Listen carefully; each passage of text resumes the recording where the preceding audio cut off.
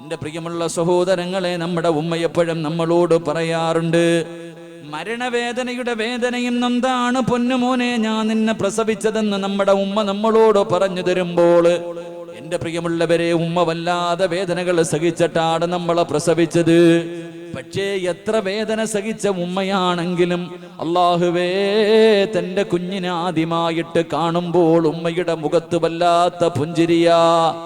എന്റെ പ്രിയമുള്ളവരെ, പ്രസവിച്ച കുഞ്ഞിന് എത്ര വേദന സഹിച്ച് കരഞ്ഞുകൊണ്ട് പ്രസവിച്ച തള്ളയാണെങ്കിലും തന്റെ കുഞ്ഞിനാദ്യമായിട്ട് കാണുന്ന സമയത്ത് നമ്മുടെ ഉമ്മ നമ്മുടെ മുഖത്ത് നോക്കി ചിരിക്കുകയാണ്. അല്ലാഹുവേ, ഓപ്പറേഷൻ തിയേറ്ററിന്റെ വെളിയിൽ കരഞ്ഞു ദുആ ചെയ്തുകൊണ്ട് നടന്ന നമ്മുടെ പ്രിയപ്പെട്ട വാപ്പയുണ്ടല്ലോ, വാപ്പയും പടച്ചവനെ നേഴ്സ് കൊണ്ട് വന്നിട്ട് ഇതാണ് നിങ്ങളുടെ പൊന്നുമകൻ, നിങ്ങളുടെ പൊന്നുമോള്, വാപ്പയുടെ മുന്നിലേക്ക് കുഞ്ഞിനെ കൊണ്ട് കാണിക്കുമ്പോഴും വാപ്പയും നമ്മുടെ മുഖത്ത് നോക്കി ചിരിക്കുകയാണ്. അല്ലാഹുവേ, നമ്മുടെ ഉമ്മയും വാപ്പയും നമ്മുടെ മുഖത്ത് നോക്കി ചിരിച്ച സമയത്ത് നമ്മൾ കരയുകയായിരുന്നു. നമ്മൾ കരഞ്ഞ സമയത്ത് പെറ്റ തള്ള പോലും നമ്മളോട് കരുണ കാണിച്ചില്ല. എന്റെ പ്രിയമുള്ളവരെ, നമ്മുടെ ഉമ്മ നമുക്ക് പാല് തരുമ്പോഴും ചിരിച്ചുകൊണ്ടാണ് ഉമ്മ പാല് തന്നത്. അതുകൊണ്ട് എന്റെ പ്രിയമുള്ള ചെറുപ്പക്കാരാ, വാസി വേണം പൊന്നുമോരെ, നീ കരഞ്ഞ സമയത്ത് നിന്റെ മുഖത്ത് നോക്കി ചിരിച്ചവരോട് നീ പകരം വീട്ടണം. എങ്ങനെ പകരം വീട്ടണമെന്നറിയുമോ? വജ്ഹദിൽ ലിനഫ്സിക അൻ തകൂന ഇദാ ബകൂ ഫീ ഹാലി മൗതിക ലാഹികം മസ്റൂറാ. പൊന്നുമോനെ, വെള്ളത്തുണിയിൽ പുതച്ച് നിന്റെ വീടിനകത്ത് നിന്റെ മയ്യത്ത് കിടത്തുന്ന ദിവസമുണ്ടല്ലോ, അന്ന് വാപ്പ കരയും പൊന്നുമോനെ, നിന്റെ ഉമ്മ കരയും പൊന്നുമോനെ, നിന്റെ കൂടപ്പിറപ്പ് കരയും പൊന്നുമോനെ. എല്ലാവരും നിന്റെ മയ്യത്തിന്റെ ചാരത്ത് നിന്ന് പൊട്ടിക്കരയുമ്പോ ആ കരയുന്നവരുടെ മുഖത്ത് നോക്കി ചിരിക്കാൻ വേണ്ടി പരിശ്രമിക്കണേ എന്ന് മഹാന്മാരായ മഹത്തുക്കൾ നമുക്ക് പറഞ്ഞു തരുമ്പോൾ, എന്റെ പ്രിയമുള്ളവരെ, ഞാൻ എന്റെ വിഷയത്തിലേക്ക് കടക്കുകയാ. മഹാനായ അഷ്റഫുൽ ഖൽഖ് നബി മുഹമ്മദ് മുസ്തഫ സല്ലല്ലാഹു അലൈഹി വസല്ലമ തങ്ങള്, എന്റെ പ്രിയമുള്ളവരെ, തബൂക്ക് യുദ്ധം കഴിഞ്ഞ് മടങ്ങി വരികയാണ്. അല്ലാഹുവിന്റെ പ്രവാചകന് തബൂക്ക് യുദ്ധം കഴിഞ്ഞ് അല്ലാഹുവിന്റെ റസൂല് മടങ്ങി വരികയാണ്. എന്റെ പ്രിയമുള്ളവരെ, പ്രവാചകന് മടങ്ങി വരുമ്പോ അല്ലാഹുവിന്റെ പ്രവാചകന്റെ മുന്നിലേക്ക് മുഖറബുൽ അംലാക്ക് മലക്ക് ജിബ്രീൽ അലൈഹിസ്സലാം ഇറങ്ങി വരികയാ. അല്ലാഹുവിന്റെ പ്രവാചകന്റെ ചാരത്തേക്ക് ജിബ്രീൽ എന്ന മലക്ക് ഇറങ്ങി വന്നിട്ട് പരിശുദ്ധമായ ഖുർആനിന്റെ 114 അധ്യായങ്ങളിൽ അല്ലാഹുവേ ഒരു അധ്യായം ഓതി കൊടുക്കുകയാണ്. ബിസ്മില്ലാഹിർ റഹ്മാനിർ റഹീം. ഇദാ ജാഅ നസ്റുല്ലാഹി വൽ ഫത്ഹ് വറഅയ്തൻ നാസ യദ്ഖുലൂന ഫീ ദീനില്ലാഹി അഫ്വാജാ ഫസബ്ബിഹ് ബിഹംദി റബ്ബിക വസ്തഗ്ഫിർഹു ഇന്നഹു കാന തവ്വാബാ. അല്ലാഹുവിന്റെ പ്രവാചകന്റെ മുന്നിലേക്ക് ജിബ്രീൽ എന്ന മലക്ക് കടന്നു വന്നിട്ട് പരിശുദ്ധമായ ഖുർആനിലെ ഈ സൂറത്ത് അങ്ങോട്ട് ഓതി കൊടുത്തിട്ട് അതിന്റെ അർത്ഥം പറഞ്ഞു കൊടുക്കുകയാ. അല്ലാഹുവിന്റെ പ്രവാചകന്റെ കണ്ണ് നിറയുകയാണ്. റസൂലുള്ളാഹിയുടെ താടിരോമത്തിലൂടെ കണ്ണുനീരിങ്ങനെ താരതാരയായി ഒലിക്കുകയാണ്. എന്റെ പ്രിയമുള്ളവരെ, ഈ സൂറത്തായിരുന്നു പ്രവാചകന്റെ വഫാത്ത് അടുത്തു എന്നതിനുള്ള ഒന്നാമത്തെ അടയാളം. അല്ലാഹുവിന്റെ പ്രവാചകന്റെ വഫാത്ത് അടുത്തു എന്ന് എന്റെ പ്രിയമുള്ളവരെ അറിയുന്ന ഒന്നാമത്തെ അടയാളം ഈ സൂറത്തായിരുന്നു. ജിബ്രീൽ വന്നിട്ട് ഓതിക്കൊടുക്കുന്നു, നബിയേ യാ റസൂലല്ലാഹ്, നബിയേ തയ്യാറെടുക്ക്, നബിയേ തയ്യാറെടുത്തോ, നബിയേ അല്ലാഹുവിലേക്ക് അടുക്ക്, നബിയേ. അല്ലാഹുവിന്റെ റസൂലിന്റെ മുന്നിലേക്ക് ജിബ്രീൽ എന്ന മലക്ക് വന്നിട്ട് ഓതിക്കൊടുക്കുകയാണ്. ഇദാ ജാഅ നസ്റുല്ലാഹി വൽ ഫത്ഹ് വറഅയ്തൻ നാസ യദ്ഖുലൂന ഫീ ദീനിൽ ഇലല്ലാഹി അഫ്വാജാ ഫസബ്ബിഹ് ബിഹംദി റബ്ബിക വസ്തഗ്ഫിറുഹു. അല്ലാഹുവിന്റെ പ്രവാചകനോട് ജിബ്രീൽ പറയുന്നു, നബിയേ, അല്ലാഹുവിലേക്ക് ഇബാദത്തുകൾ അധികരിപ്പിച്ചു കൊണ്ടടുക്കു നബിയേ, അല്ലാഹുവിലേക്ക് അടുക്കു നബിയേ, മരണത്തിന് വേണ്ടി തയ്യാറെടുക്കു നബിയേ. അങ്ങക്ക് പോകാൻ സമയമായി. ഇസ്ലാമിലേക്ക് ജനങ്ങൾ മുഴുവനും അതാ അടുത്തുകൊണ്ടിരിക്കുകയാണ്. അങ്ങയുടെ ദൗത്യം പൂർത്തീകരിക്കാൻ സമയമായി നബിയേ. അതുകൊണ്ട് ഇബാദത്തുകൾ അധികരിപ്പിക്കു നബിയേ. എന്നിട്ട് അല്ലാഹുവിന്റെ റസൂലിനോട് അതാ ജിബ്രീൽ പറയുന്നു, നബിയേ, ഇസ്തിഗ്ഫാർ അധികമായിട്ട് പറ നബിയേ. എന്റെ പ്രിയമുള്ളവര്, അല്ലാഹുവിന്റെ പ്രവാചകര് മരണത്തിന് വേണ്ടി തയ്യാറെടുക്കുകയാണ്. പരിശുദ്ധമായ ഖുർആനിലെ ഈ സൂറത്ത് ഇറങ്ങിയതിനു ശേഷം അല്ലാഹുവിന്റെ പ്രവാചകൻ ഇബാദത്തുകൾ അധികരിപ്പിക്കുകയാ. എന്റെ പ്രിയമുള്ളവരെ, അല്ലാഹുവിന്റെ റസൂലുണ്ടല്ലോ. എന്റെ പ്രിയമുള്ളവരെ, അല്ലാഹുവിന്റെ പ്രവാചകന് പാതിരാത്രി തന്റെ വീടിനകത്തിരുന്ന് നിസ്കരിക്കുകയാണ്.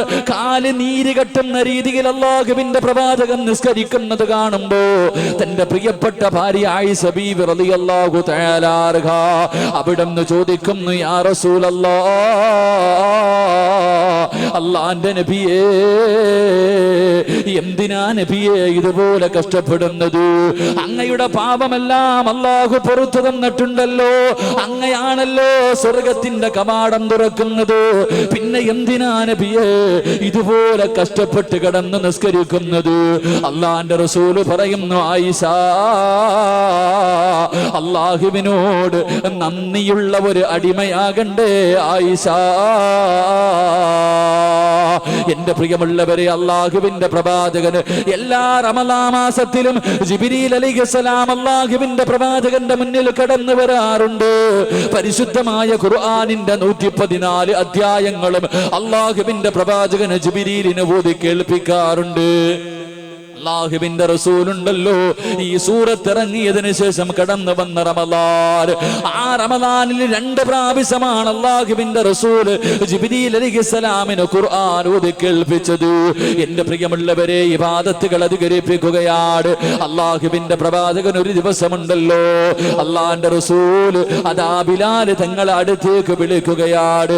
അല്ലാഹുവിന്റെ പ്രവാചകൻ പറയുന്നു, ബിലാലേ, ബിലാലേ, എനിക്ക് ഹജ്ജിന് പോകണം ആഗ്രഹമുണ്ട് ബിലാൽ. അതുകൊണ്ട് ആരെങ്കിലും ഹജ്ജിന് വരാൻ ആഗ്രഹമുണ്ടെങ്കിൽ തയ്യാറെടുക്കാ പറ ബിലാല്. ബിലാൽ റളിയല്ലാഹു തആല അൻഹു അല്ലാഹുവേ ജനങ്ങൾ കൂടുന്ന സ്ഥലങ്ങളിൽ മുഴുവനും ചെന്നിട്ട് അല്ലാഹുവിന്റെ പ്രവാചകൻ ഹജ്ജിന് പോവുകയാണ്. പോകേണ്ടവരൊക്കെ തയ്യാറെടുക്കാൻ വിളിച്ചു പറഞ്ഞുകൊണ്ട് നടക്കുകയാ.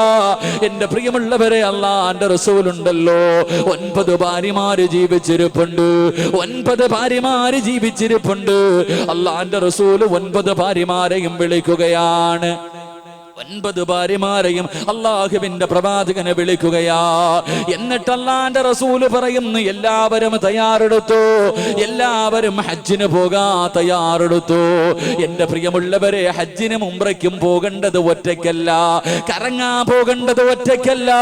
അല്ലാഹുവിന്റെ പ്രവാചകന്റെ ജീവിത ചരിത്രം എടുത്തു നോക്ക്. അല്ലാഹുവിന്റെ റസൂല് എത്ര വലിയ കഠിനമായ യുദ്ധത്തിന് പോയാൽ അല്ലാഹുവിന്റെ പ്രവാചകൻ ഒരു ഭാര്യയെങ്കിലും കൂടെ കൊണ്ടുപോകുമായിരുന്നു.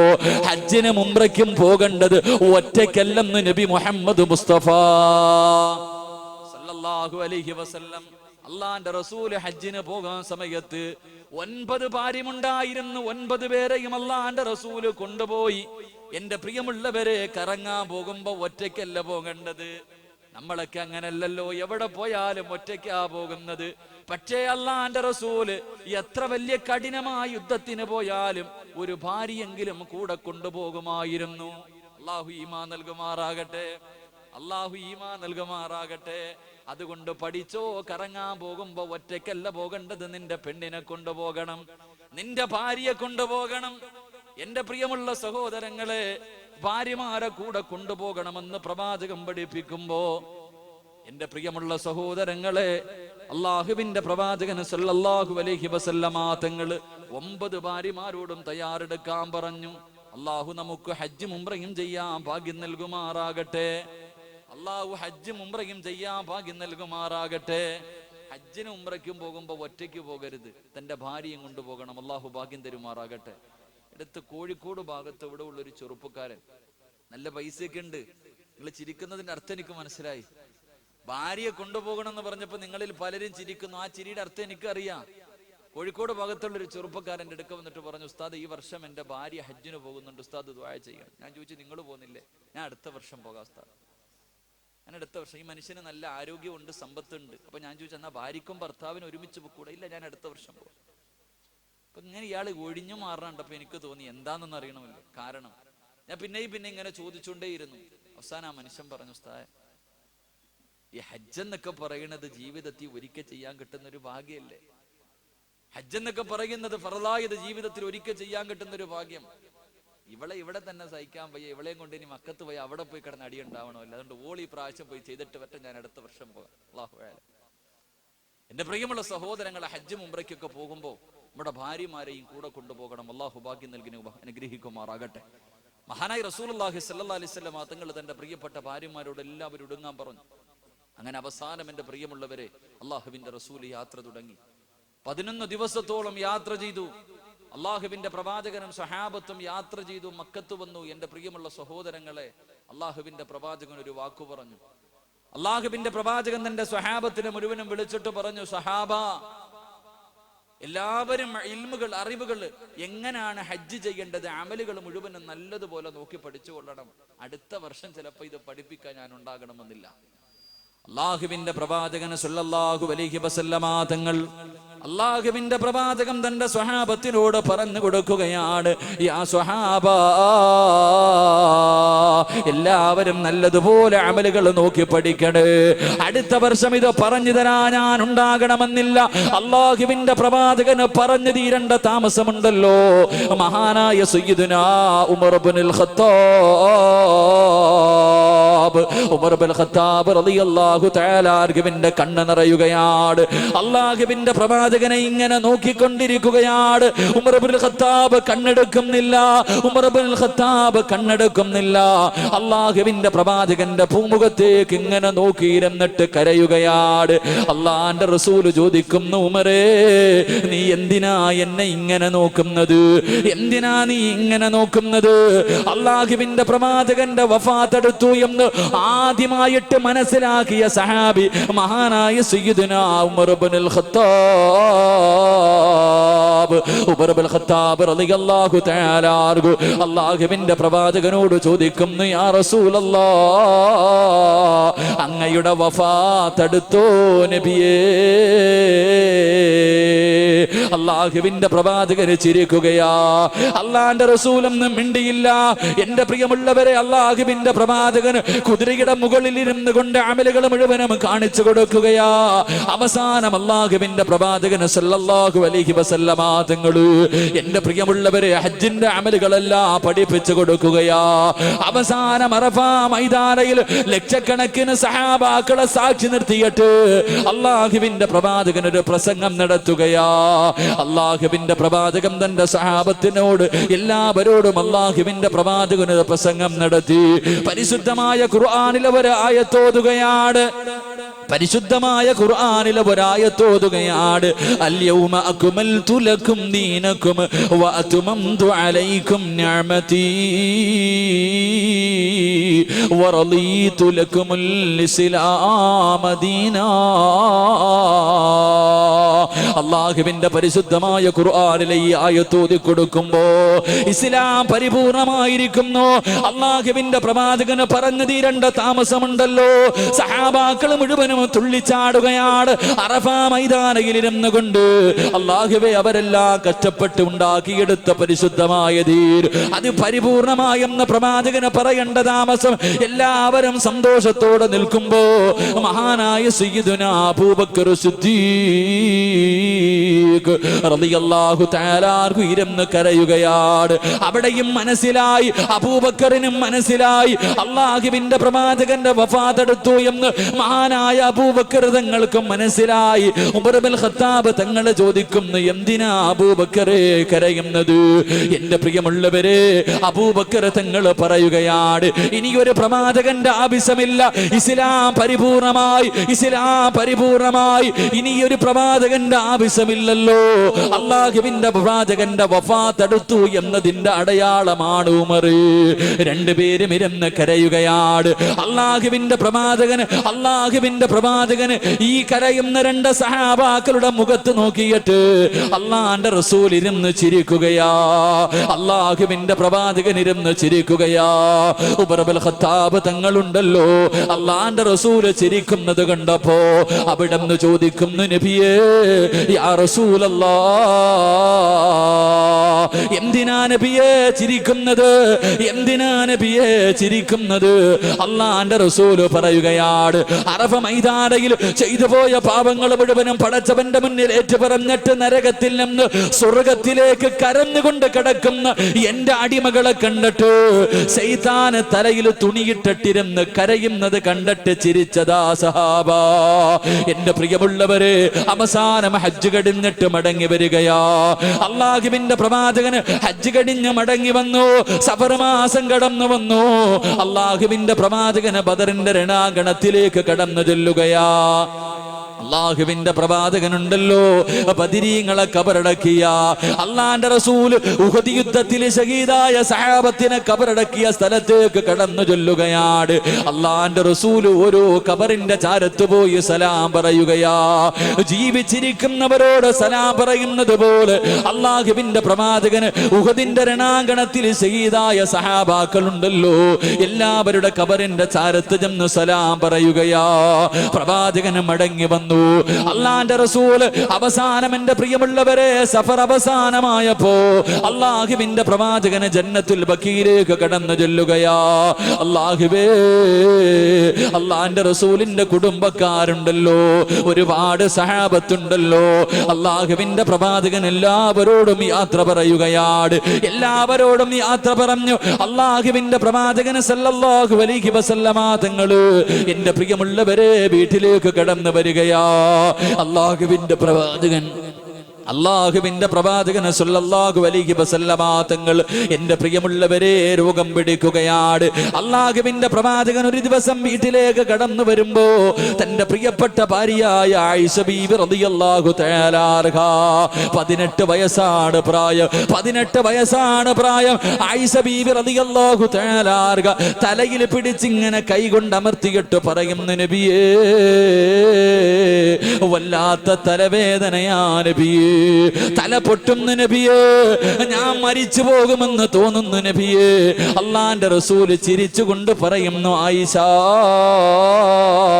നീ മരിച്ചു പോയാ നിന്റെ മയ്യത്ത് ഞാൻ കുളിപ്പിക്കും ആയിഷ, നിന്നെ ഞാൻ കഫം പൊതിയും ആയിഷ, നിനക്ക് വേണ്ടി എന്റെ കൈ കൊണ്ട് ഞാൻ കബർ കുടിക്കും ആയിഷ, എന്റെ കൈ കൊണ്ട് തന്നെ ഞാൻ നിന്നെ കബറടക്കുമെന്ന് അള്ളാഹുവിന്റെ പ്രവാചകൻ തന്റെ പ്രിയപ്പെട്ട ഭാര്യയോ പറഞ്ഞു കൊടുക്കുകയാ. എന്റെ പ്രിയമുള്ളവര്, അള്ളാന്റെ റസൂൽ ആയിഷ ബീവിയെ സമാധാനിപ്പിക്കുകയാ. ആയിഷ ബീവി ഇത് പറയുന്നത് കേട്ടപ്പോൾ അള്ളാഹുവിന്റെ പ്രവാചകനോട് പറയുന്നു, ഞാൻ അങ്ങനെയൊന്നും മരിക്കില്ല നബിയേ, ഞാൻ മരിച്ചാ മറ്റുള്ള ഭാര്യമാരുടെ കൂടെ പോകാനല്ലേ. അള്ളാന്റെ റസൂല് പുഞ്ചിരിക്കുകയാ. അള്ളാഹുവേ, നമസ്കാരം കഴിഞ്ഞ് അള്ളാന്റെ റസൂല് വൈകിട്ട് വീട്ടിലേക്ക് കയറി വരികയാണ്. ആ സമയത്ത് അള്ളാന്റെ റസൂല് ആയിഷയോട് പറയുന്നു, ആയിഷ, വല്ലാതെ തലവേദനിക്കുന്നു ആയിഷ. ആയിഷ ബീവി റളിയല്ലാഹു തആല അൻഹ അല്ലാഹുവിന്റെ പ്രവാചകന്റെ തലവേദന എടുക്കുന്നു എന്ന് പറയുമ്പോ പ്രവാചകനെ ഇങ്ങനെ മടിയിൽ പിടിച്ച് കിടത്തിയിട്ട് ആയിഷ ബീവി റളിയല്ലാഹു തആല അൻഹ അല്ലാഹുവിന്റെ റസൂലിന്റെ തല ഇങ്ങനെ തടകി കൊടുക്കുകയാ. ആ സമയത്ത് അല്ലാഹുവിന്റെ റസൂൽ ആയിഷ ബീവിയോട് ചോദിക്കുന്നു, ആയിഷ, ഞാനെങ്ങാണം മരിച്ചുപോയാ നീ എന്തു ചെയ്യും ആയിഷ? അല്ലാഹുവിന്റെ റസൂലിന്റെ ഭാര്യമാരിൽ ഏറ്റവും വയസ്സ് കുറഞ്ഞ ഭാര്യ. മനസ്സുകൊണ്ട് തയ്യാറെടുക്കാറ് അള്ളാന്റെ റസൂല് ചുമ്മാതയെന്ന് ചോദിച്ചു, ആയിഷ ഞാനെങ്ങാണമങ്ങ് മരിച്ചു പോയാ നീ എന്തു ചെയ്യും ആയിഷ? ആയിഷ ബീബി റളിയല്ലാഹു തആല അല്ലാഹുവിന്റെ പ്രവാചകന്റെ വായി ഇങ്ങനെ പൊത്തിപ്പിടിച്ചിട്ട് പൊട്ടിക്കരഞ്ഞുകൊണ്ട് പറയുന്നു, നബിയേ തമാശയ്ക്ക് പോലും അങ്ങനെ പറയല്ല നബിയേ, തമാശയ്ക്ക് പോലും അങ്ങനെ പറയല്ല നബിയേ, എന്നെ കൊണ്ട് സഹിക്കാൻ കഴിയില്ല നബിയേ. പിന്നെ ആയിഷയില്ല നബിയേ. എന്റെ പ്രിയമുള്ളവരെ, അള്ളാഹുവിന്റെ പ്രവാചകന് രോഗം തുടങ്ങുകയാണ്. അള്ളാന്റെ റസൂലിന് ഷഹീദിന്റെ കൂലിയാ, അള്ളാഹുവിന്റെ പ്രവാചകന് ഷഹീദിന്റെ കൂലിയാ. എന്റെ പ്രിയമുള്ളവരെ, യുദ്ധത്തിന് വേണ്ടി കടന്നു പോകുമ്പോ ഒരു യഹൂദിയായ പെണ്ണുണ്ടല്ലോ, അള്ളാഹുവിന്റെ പ്രവാചകന് ഭക്ഷണം കൊടുക്കുകയാണ്. അള്ളാന്റെ റസൂലിനും സഹാബത്തിനും ആടിന്റെ കുറകലിനകത്ത് അതാ ഇറച്ചി വിശത്തിൽ മുക്കിയിട്ട് അത് പൊരിച്ചു കൊണ്ടുവന്ന് പ്രവാചകന്റെ മുന്നിലേക്ക് വെച്ച് കൊടുക്കുകയാ. അള്ളാന്റെ റസൂലിന് ഏറ്റവും ഇഷ്ടമുള്ള ഇറച്ചിയാണ്. പ്രവാചകൻ ആ വിഷമെടുത്ത് കഴിക്കുകയാണ്.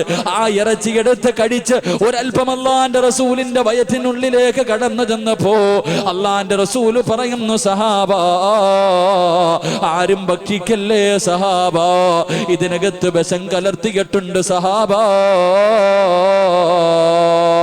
എന്റെ പ്രിയമുള്ളവരെ, പ്രവാചകന് രോഗം വരാറുള്ള കാരണങ്ങളിൽ ഒരു കാരണം ഇതായിരുന്നു. പ്രവാചകന് പനി പിടിക്കുകയാണ്, ശരീരം വല്ലാതെ വേദനിക്കുകയാണ്. അള്ളാഹുവിന്റെ പ്രവാചകന് രോഗം പിടിച്ച് കിടക്കുകയാ, എഴുന്നേക്കാൻ കഴിയുന്നില്ല. അള്ളാന്റെ റസൂലിന് എഴുന്നേക്കാൻ കഴിയുന്നില്ല. അള്ളാഹുവിന്റെ പ്രവാചകൻ സല്ലല്ലാഹു അലൈഹി വസല്ലമ തങ്ങള് അല്ലാഹുവിന്റെ പ്രവാചകൻ സല്ലല്ലാഹു അലൈഹി വസല്ലമ തങ്ങള് രോഗം പിടിച്ച് കിടക്കുകയാണ്. ഒരു ദിവസം ബിലാൽ തങ്ങളെ ബാങ്ക് വിളിച്ചു. എന്നിട്ട് അല്ലാഹുവിന്റെ റസൂലിന്റെ വീടിന്റെ കവാടത്തിൽ വന്നിട്ട് അവിടുന്ന് പറയുന്നു, യാ റസൂലല്ലാഹ്, നമസ്കരിക്കാ സമയമായി നബിയേ, ഇഖാമത്ത് കൊടുക്കാ സമയമായി നബിയേ. സഹാബത്ത് മുഴുവനും വന്നിരിക്കുകയാണ്. അല്ലാഹുവിന്റെ പ്രവാചകനെ നമസ്കരിക്കാൻ വേണ്ടി വിളിക്കുകയാ. അല്ലാഹുവിന്റെ റസൂല് പറയുന്നു, ബിലാലേ അകത്തേക്ക് വിളിക്കുകയാണ്. ബിലാൽ റളിയല്ലാഹു തആല അല്ലാഹുവിന്റെ പ്രവാചകനെ വീടിനകത്തേക്ക് വിളിച്ചിട്ട് അവിടുന്ന് പറയുന്നു, ബിലാൽ അബൂബക്കറിനോട് ഇമാമത്ത് നിൽക്കാൻ പറ ബിലാൽ. ബിലാൽ റളിയല്ലാഹു തആല കണ്ണ് നിറയുകയാണ്. പടച്ചവരെ, പള്ളി വീടിനകത്ത് നിന്നിറങ്ങുമ്പോഴേ ബിലാൽ കരയുകയാ. ബിലാൽ റളിയല്ലാഹു തആല പൊട്ടിക്കരയുകയാണ്. സഹാബത്ത് ചോദിച്ച്, എന്തേ ബിലാലേ, എന്തേ ബിലാലേ? അല്ലാഹുവിന്റെ പ്രവാചകനെ നമസ്കരിക്കാൻ വരാൻ കഴിയുന്നില്ല, പ്രവാചകൻ എഴുന്നേക്കാൻ കഴിയുന്നില്ല. അബൂബക്കർ തങ്ങളോട് ഇമാമത്ത് നിൽക്കാൻ പറഞ്ഞിരിക്കുകയാ. എന്റെ പ്രിയമുള്ളവര്, സഹാബത്ത് മുഴുവനും പള്ളിക്കകത്ത് കിടന്ന് കരയുകയാണ്. അള്ളാന്റെ റസൂല് ചോദിക്കുന്നു, ആയിഷ എന്തോ ശബ്ദം കേൾക്കുന്നല്ലോ, എന്തോ ശബ്ദം കേൾക്കുന്നല്ലോ. യാ റസൂലല്ലാഹ്, അങ്ങ് നിസ്കരിക്കാൻ പോകില്ലെന്ന് ബിലാൽ പറഞ്ഞപ്പോ സഹാബത്ത് കരയുന്ന ശബ്ദമാ നബിയേ. അല്ലാഹുവിന്റെ പ്രവാചകന് രണ്ട് കൈയും ഉയർത്തിയിട്ട് അല്ലാഹുവോട് ദുആ ചെയ്യുന്നു, അല്ലാഹ് എനിക്കൽപ്പമൊന്ന് ആഫിയത്ത് തരുവോ അല്ലാഹ്, എനിക്കൊന്ന് നിസ്കരിക്കാനുള്ള ആഫിയത്ത് തരുവോ അല്ലാഹ്. അല്ലാഹുവിന്റെ പ്രവാചകന് ദുആ ചെയ്യുകയാ, അല്ലാഹുവിന്റെ റസൂല് ദുആ ചെയ്യുകയാ. എന്റെ പ്രിയമുള്ളവരെ, അലി ഇബ്നു അബീ ത്വാലിബ് റളിയല്ലാഹു തആല മറ്റൊരു സഹാബിയെ വിളിച്ചിട്ട് അല്ലാഹുവിന്റെ പ്രവാചകന് രണ്ട് കൈയുമെടുത്ത് സഹാബത്തിന്റെ തോളിൽ വെച്ചിട്ട് വീടിനകത്ത് നിന്ന് പള്ളിയിലേക്ക് നിസ്കരിക്കാൻ ഇറങ്ങുകയാ. പ്രവാചകന്റെ കാല് രണ്ടും ഇങ്ങനെ തറയിൽ കിടന്ന് വലിയുകയാണ്. നടക്കാൻ കഴിയുന്നില്ല. കാലിങ്ങനെ തറയിൽ കിടന്ന് ഒരച്ചൊരച്ചുകൊണ്ട് അള്ളാന്റെ റസൂല് പള്ളിക്കകത്തേക്ക് കടന്നു വന്നു. എന്റെ പ്രിയമുള്ളവരെ, നമസ്കാരം കഴിഞ്ഞു. അള്ളാന്റെ റസൂല് തന്റെ സഹാബത്തിനോട് അവിടെന്ന് പറയുന്നു, സഹാബാ, കുല്ലു നഫ്സിൻ ദായിഖത്തുൽ മൗത്ത്. അല്ലാഹുവിന്റെ പ്രവാചകൻ അവസാനമായി തന്റെ സഹാബത്തിനോട് ഒരു പ്രസംഗം നടത്തുകയാണ്. അല്ലാഹുവിന്റെ പ്രവാചകന് സഹാബത്തിനോടൊരു പ്രസംഗം നടത്തുകയാ. എന്നിട്ട് ചോദിക്കുന്നു, സഹാബാ, 23 വർഷക്കാലം ഞാൻ നിങ്ങളുടെ കൂടെ ജീവിച്ചു. ആരുടെയെങ്കിലും മനസ്സിന് വേദനയുണ്ടാക്കുന്ന എന്തെങ്കിലും ഞാൻ പറഞ്ഞു പോയിട്ടുണ്ടെങ്കിൽ എനിക്ക് പൊരുത്തപ്പെട്ടു തരണേ സഹാബാ. അല്ലാഹുവിന്റെ പ്രവാചകൻ തന്റെ സഹാബത്തിനോട് പൊരുത്തം ചോദിക്കുകയാ. എന്റെ പ്രിയമുള്ളവര്, പ്രവാചകന് സഹാബത്തിനോട് എല്ലാവരോടും പൊരുത്തം ചോദിച്ചു. എല്ലാവരും നിറകണ്ണുകളോട് ഇരുന്ന് കരയുകയാണ്. അല്ലാഹുവിന്റെ പ്രവാചകന് വീടിനകത്തേക്ക് കടന്നു ചെന്നു. എന്റെ പ്രിയമുള്ളവര്, റബീഉൽ അവ്വൽ 11-ാം തീയതി കടന്നു വരികയാ. അല്ലാഹുവിന്റെ റസൂലിന്റെ വീടിന്റെ അവസ്ഥ എന്തെന്നറിയോ? വൈകുന്നേര സമയമായി വീടിനകത്ത് വിളക്ക് കത്തിക്കുന്നില്ല. അല്ലാഹുവിന്റെ പ്രവാചകന്റെ വീടിനകത്ത് വിളക്ക് കത്തിക്കുന്നില്ല. അല്ലാഹുവിന്റെ റസൂൽ ചോദിക്കുന്നു, ആയിഷ, എന്തേ വിളക്ക് കത്തിക്കാത്തത്? എന്തേ വിളക്ക് കത്തിക്കാത്തത്? ആയിഷ ബീബി റളിയല്ലാഹു തആല മിണ്ടാതെ മാറി നിൽക്കുകയാ. കാരണം വീടിനകത്ത് വിളക്കിലൊഴിക്കാനുള്ള എണ്ണയില്ലായിരുന്നു. അല്ലാഹുവിന്റെ പ്രവാചകന് വഫാത്താകുന്നതിന്റെ തലേ ദിവസം വിളക്കിലൊഴിക്കാനുള്ള എണ്ണയാ വീടിനകത്തില്ല. അല്ലാഹുവിന്റെ റസൂലിനോട് പറഞ്ഞ മനസ്സ് വേദനിക്കുമെന്ന് കരുതിയിട്ട് മഹദി ആയിഷ ബീബി റളിയല്ലാഹു തആല മിണ്ടാതെ മാറി നിൽക്കുകയാ. കുറേ സമയം കഴിഞ്ഞു. വീടിനകത്ത് വല്ലാത്ത ഇരുള് വന്നു. അല്ലാഹുവിന്റെ റസൂല് പിന്നെയും ചോദിക്കുന്നു, ആയിഷ, വിളക്ക് കത്തിക്കാത്തതെന്തേ ആയിഷ?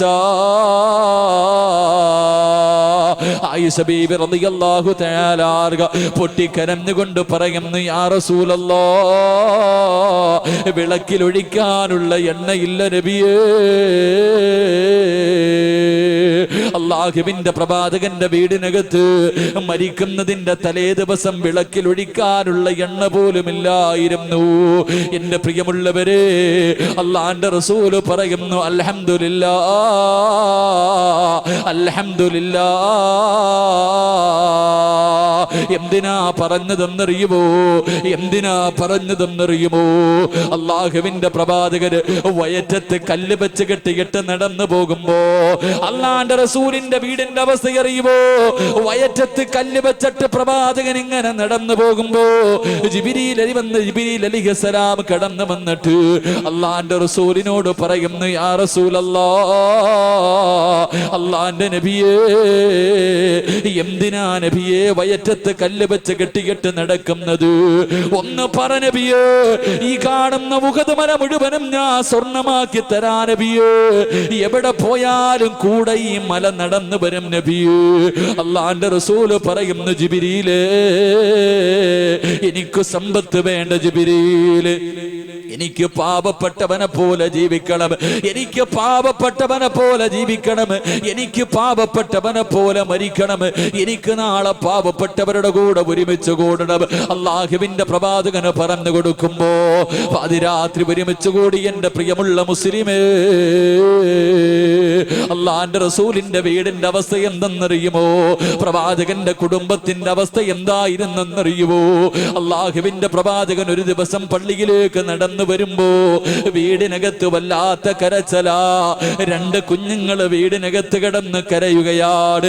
അല്ലാഹുവിന്റെ റസൂല് വീട്ടിലേക്ക് കടന്നു ചെല്ലുമ്പോ ഹസൻ ഹുസൈൻ റളിയല്ലാഹു തആല അൻഹുമാ 2 പേരും വീടിനകത്ത് കിടന്ന് വല്ലാത്ത കരച്ചലാണ്. അല്ലാഹുവിന്റെ റസൂല് തന്റെ പൊന്നുമോളോട് പറയുന്നു, മോളെ ഫാത്തിമ, മക്കൾക്ക് പാല് കൊടുക്കു ഫാത്തിമ, മക്കൾക്ക് പാല് കൊടുക്കു ഫാത്തിമ. അല്ലാഹുവിന്റെ പ്രവാചകന് പറഞ്ഞിട്ട് പള്ളിക്കകത്തേക്ക് കടന്നു ചെല്ലുകയാ. പക്ഷേ കരച്ചിലിങ്ങനെ കൂടുകയാണ്.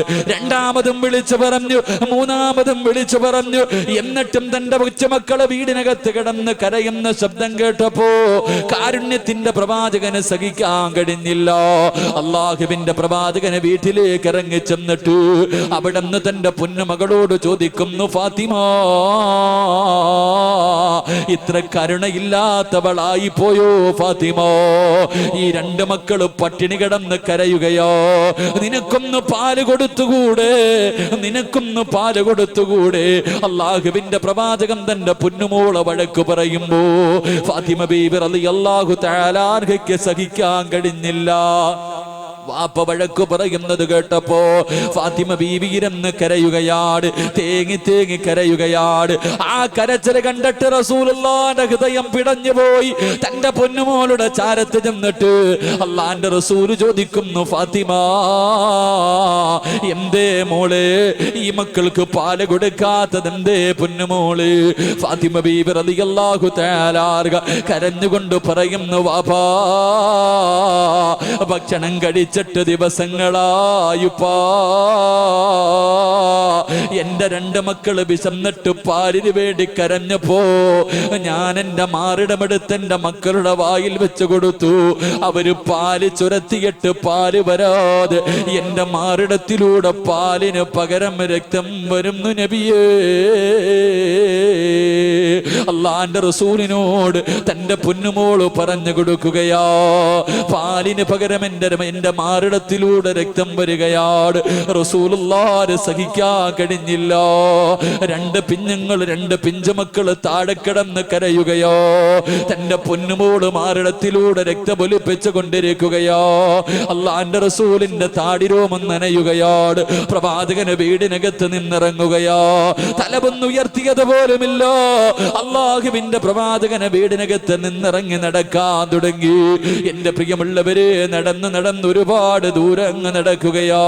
അവസാനം ഒരു ഈന്തപ്പനത്തോട്ടത്തിലേക്ക് കടന്നു ചെന്നു. ഒരു അഅറാബിയായ മനുഷ്യന്റെ ഈന്തപ്പനത്തോട്ടമാണ്. ആ അഅറാബിക്കറിയില്ല ഈ വരുന്നത് അള്ളാഹുവിന്റെ പ്രവാചകനാണെന്നറിയില്ല. അള്ളാന്റെ റസൂല് ചോദിക്കുന്നു, മനുഷ്യ, എനിക്കെന്തെങ്കിലും ഒരു ജോലി തരുവോ? എനിക്കെന്തെങ്കിലും ഒരു ജോലി തരുവോ?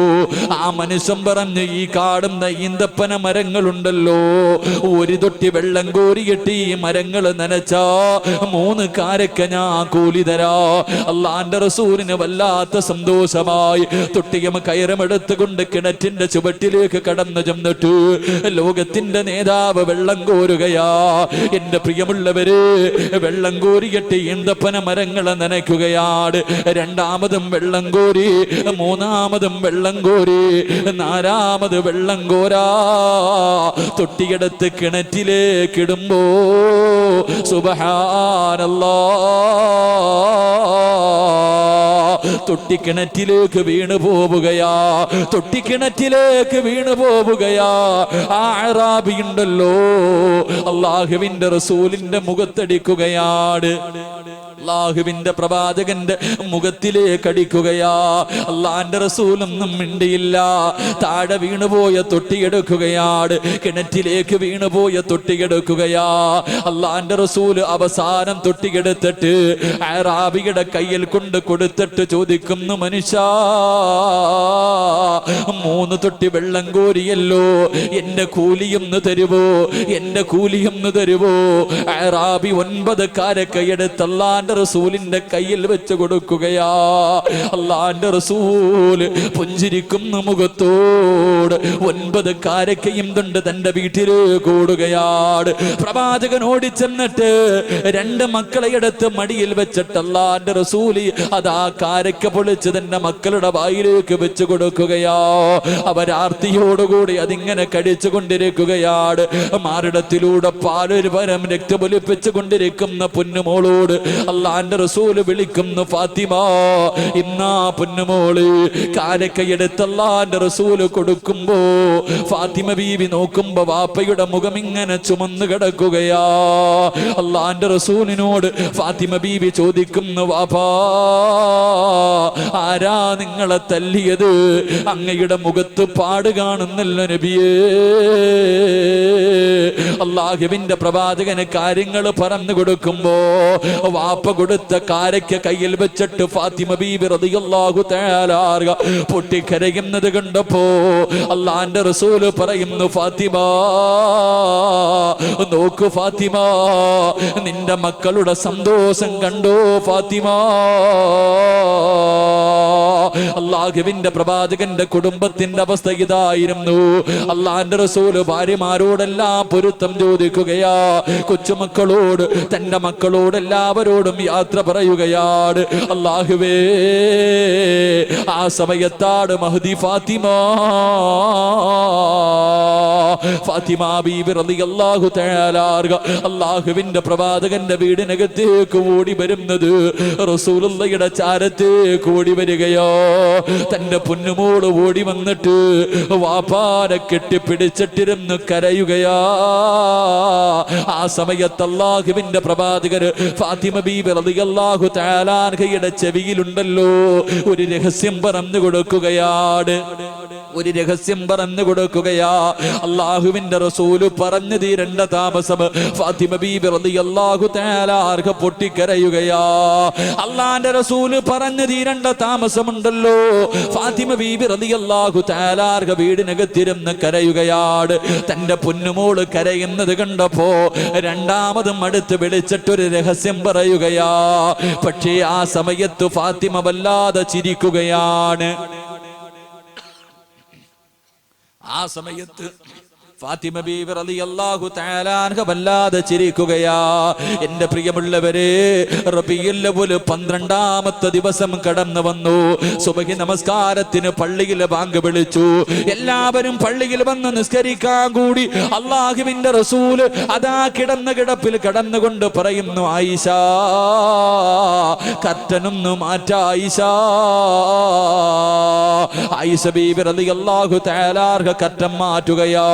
അല്ലാഹുവിന്റെ പ്രവാചകൻ എല്ലാ സഹാബത്തിനെയും നോക്കുകയാണ്, എല്ലാവരുടെ നിസ്കാരവും നോക്കുകയാണ്. അവസാനം തഹിയ്യാത്തിൽ ഇരിക്കുമ്പോ അല്ലാഹുവിന്റെ റസൂൽ ആയിഷ ബീവിയോട് പറഞ്ഞു, കർട്ടനെ തിരിച്ചിടാ ആയിഷ.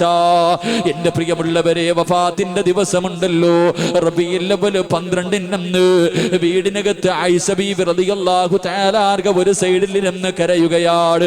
ഫാത്തിമ ബീബി റളിയല്ലാഹു തആല അൻഹ ഒരു സൈഡിൽ ഇരുന്ന് കരയുകയോ. പ്രവാചകന് പെട്ടെന്ന് രോഗം കൂടിയിട്ട് റസൂലുള്ള തളർന്നു കിടക്കുകയാണ്. ആ സമയത്ത് വീടിന്റെ കവാടത്തിൽ ഒരു സലാം കേൾക്കുന്നു. അസ്സലാമു അലൈക യാ അഹ്ല ബൈത്തിൻ നുബുവ ഇഫ്തഹിൽ ബാബ്. അല്ലാഹുവിന്റെ പ്രവാചകന്റെ കുടുംബമേ, വാതിലൊന്ന് തുറക്കുമോ? ആരോ സലാം പറയുകയാണ്. ഫാത്തിമ ബീബി റളിയല്ലാഹു തആല അൻഹ വിളിച്ചു പറയുന്നു, എന്റെ ഉപ്പയ്ക്ക് സുഖമില്ല, നിങ്ങൾ പോയിട്ട് പിന്നെയൊന്ന് വരുവോ? എന്റെ വാപ്പയ്ക്ക് സംസാരിക്കാൻ കഴിയില്ല. അല്ലാഹുവേ, കുറെ സമയം കഴിയുമ്പോ രണ്ടാമതും സലാം കേൾക്കുകയാണ്. അപ്പോഴും ഫാത്തിമ ബീബി ഇതുപോലെ വിളിച്ചു പറയുകയാ. മൂന്നാമതും വീടിന്റെ കവാടത്തിൽ അസ്സലാമു അലൈക യാ അഹ്ല ബൈത്തിൻ നുബുവ ഇഫ്തഹിൽ ബാബ്. വാതിൽ തുറക്കുമോ എന്ന് ചോദിക്കുമ്പോ അല്ലാഹുവിന്റെ റസൂല് ചോദിക്കുന്നു, ഫാത്തിമ ആരാ ഫാത്തിമ, ആരാ ഫാത്തിമ? ഫാത്തിമ ബീബി റളിയല്ലാഹു തആല അൻഹ വീടിന്റെ കവാടത്തിന്റെ മുന്നിൽ വന്ന് നോക്കിയിട്ട് അവിടെന്ന് പറയുന്നു, വാപ്പാ കണ്ടിട്ട് പേടി തോന്നുന്നു ഉപ്പാ, ഈ മനുഷ്യനെ ഇന്ന് വരെ ഞങ്ങൾ കണ്ടിട്ടില്ല ഉപ്പാ, ഈ നാട്ടുകാരനല്ല ഉപ്പാ. അല്ലാഹുവിന്റെ പ്രവാചകൻ പറയുന്നു, വാതിൽ തുറക്കു ഫാത്തിമ, വാതിൽ തുറക്കു ഫാത്തിമ. ആരാ കടന്നു വന്നതെന്നറിയുമോ? മലക്കുൽ മൗത്ത് ഇസ്രായീൽ.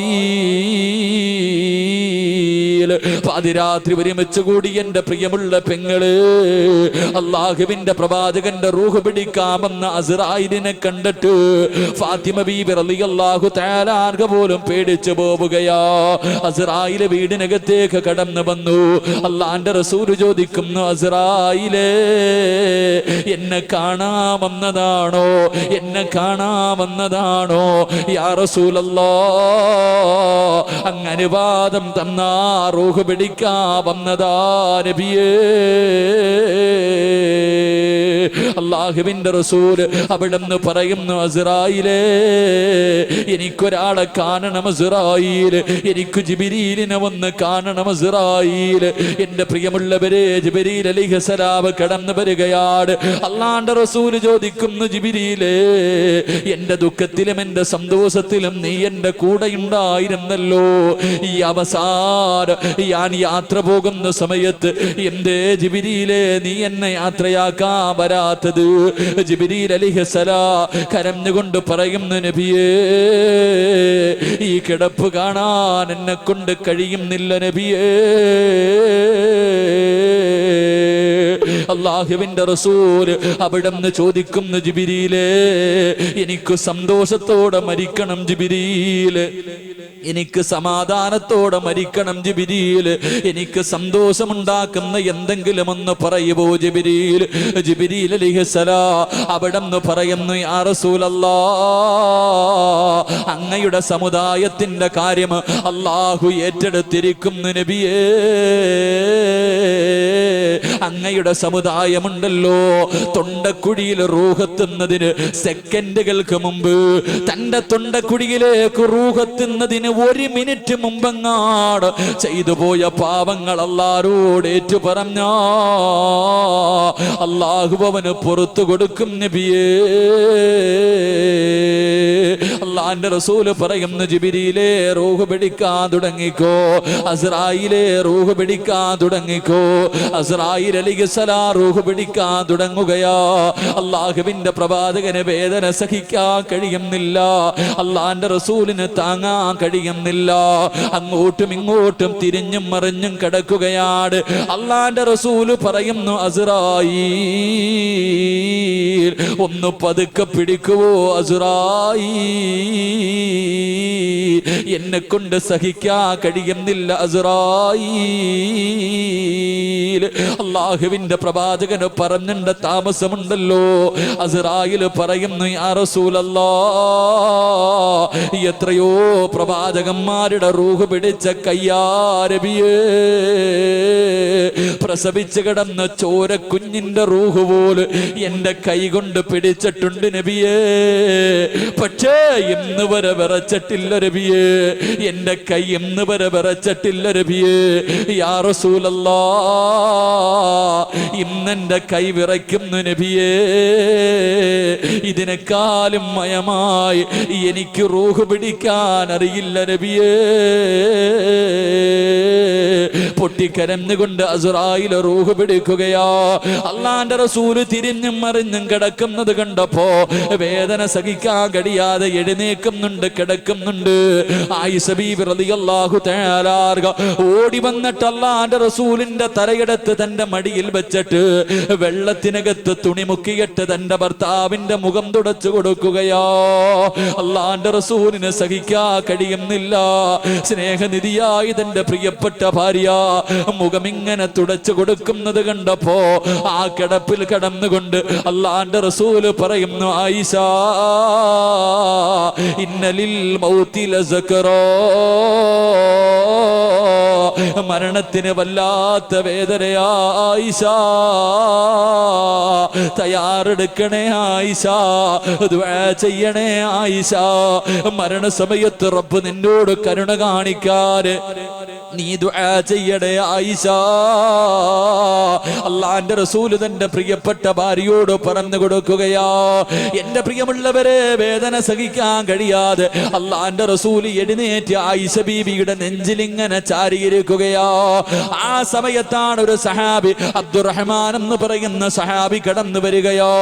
അല്ലാഹുവിന്റെ റസൂൽ ആയിഷ ബീവിയുടെ നെഞ്ചിലിങ്ങനെ ചാരിയിരുന്നിട്ട് ആ സഹാബിയുടെ കയ്യിലേക്ക് നോക്കുകയാണ്. കാരണം ആ സഹാബിയുടെ കയ്യിൽ ഒരു മിസ്വാക്ക് ഇരിക്കുന്നുണ്ട്. അള്ളാഹുവിന്റെ പ്രവാചകന് മിസ്വാക്ക് ചെയ്യാൻ ആഗ്രഹമുണ്ട്. ആ 18 വയസ്സുകാരിക്ക് മനസ്സിലായി എന്റെ ഭർത്താവിന് പല്ല് തേക്കാൻ ആഗ്രഹമുണ്ടെന്ന്. പെങ്ങളെ, മിസ്വാക്ക് വാങ്ങിയിട്ട് അല്ലാഹുവിന്റെ റസൂലിന്റെ കയ്യിൽ വെച്ച് കൊടുക്കുകയോ. പക്ഷേ പ്രവാചകന്റെ കൈ ചലിക്കുന്നില്ല, സ്വന്തമായിട്ട് പല്ല് തേക്കാൻ കഴിയുന്നില്ല.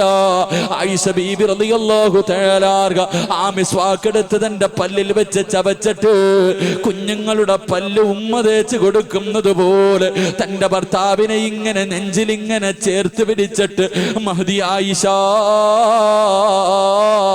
അള്ളാഹുവിന്റെ പ്രവാചകന് പല്ല് തേച്ച് കൊടുക്കുകയാ. എന്റെ പ്രിയമുള്ളവരെ, പല്ല് തേച്ച് കഴിഞ്ഞു, അരയുടെ ഭാഗം വരെ റൂഹത്തി. ആ സമയമുണ്ടല്ലോ അള്ളാന്റെ റസൂലിന്റെ വീടിനകത്തേക്ക് ഒരു സഹാബി കടന്നു വരികയോ. മഹാനായ ഉസാമ, അള്ളാഹുവിന്റെ പ്രവാചകന്റെ വളർത്തു മകനായ ഉസാമ. ഉസാമ റളിയല്ലാഹു തആല അള്ളാഹുവിന്റെ പ്രവാചകന്റെ വീടിനകത്തേക്ക് കടന്നു വരുമ്പോ റസൂലുള്ളാഹിയുടെ കൈ ചലിക്കുകയാ. പല്ല് തേക്കാൻ പോലും ഉയരാത്ത കൈയുണ്ടല്ലോ. അള്ളാന്റെ റസൂലിന്റെ 2 കൈയും ഇങ്ങനെ ഉയരുകയാണ്. ആയിഷ ബീബി പറയുന്നുണ്ട്, അള്ളാഹുവിന്റെ പ്രവാചകന് 2 കൈയും ഇങ്ങനെ ഉയർത്തിയിട്ട് ചേർത്തിങ്ങനെ പിടിച്ചിട്ട് തന്റെ വളർത്തു മകനായ ഉസാമയോട് ഇങ്ങനെ ആംഗ്യം കാണിക്കുന്നു. ഉസാമ, എനിക്ക് വേണ്ടിയൊന്ന് ദുആ ചെയ്യ് ഉസാമ. പൊന്നുമോനെ, റബ്ബനോട് കരുണ കാണിക്കാ. അല്ലാഹു എന്റെ മരണവേദന കുറച്ചു തരാ, ഒന്ന് ദുആ ചെയ്യ് ഉസാമ. അള്ളാഹുവിന്റെ പ്രവാചകം പോലും പറഞ്ഞു പോയെങ്കിലോ പാതിരാത്രി ഒരുമിച്ച് കൂടി എന്റെ പ്രിയമുള്ള സഹോദരങ്ങളോട് സഹോദരിമാരോട് നമ്മുടെ അവസാനമൊന്ന് ചിന്തിച്ചിട്ടുണ്ടോ? രാവിലെ ഉറക്കപ്പായിൽ നിന്ന് എഴുതിയിട്ട് കണ്ണുകൊണ്ട് കണ്ടത് പാപമാ, ചെവി കൊണ്ട് കേട്ടത് പാപമാ, നാവ് കൊണ്ട് പറഞ്ഞത് പാപമാ, കൈ കൊണ്ട് പിടിച്ചത് പാപമാ, കാലുകൊണ്ട് നടന്നത് പാപത്തിലേക്കാ, ഹൃദയം കൊണ്ട് ചിന്തിച്ചത് പോലും പാപമാ. ഒരു ദിവസം കോടാനുകൂടി അപരാധം ചെയ്യുന്ന എന്റെയും നിന്റെയും അവസ്ഥയൊന്ന് ചിന്തിച്ചിട്ടുണ്ടോ? നമ്മുടെ മരണം എങ്ങനെയാണെന്ന് മനസ്സിലാക്കിയിട്ടുണ്ടോ? മയ്യത്ത് കുളിപ്പിക്കുന്നവരുണ്ടല്ലോ, കിടന്ന് കിടപ്പിൽ കിടന്ന് മലമൂത്ര വിസർജനം നടത്തിയ മയ്യത്തുകൾ കാണാമല്ലോ. എന്റെ പ്രിയമുള്ളവരെ, അതുകൊണ്ട് മരണത്തെക്കുറിച്ച് ചിന്തിക്കുന്നത് നല്ലതാണ്. റബ്ബിനോട് ദുആ ചെയ്യടേ. അല്ലാഹുവിന്റെ റസൂല് പോലും പറഞ്ഞു, ആയിഷ ഇന്നലിൽ മൗതി ലസക്റാ, മരണത്തിന് വല്ലാത്ത വേദനയാ ആയിഷ. പടച്ചുറപ്പേ, കരുണയുള്ള അല്ലാ, ഞങ്ങളുടെ മരണവേദന നീ കുറച്ചു തരണേ അല്ലാ. ഞങ്ങളോട് നീ കരുണ കാണിക്കണേ അല്ലാ, ഞങ്ങളോട് നീ ദയ കാണിക്കണേ അല്ലാ.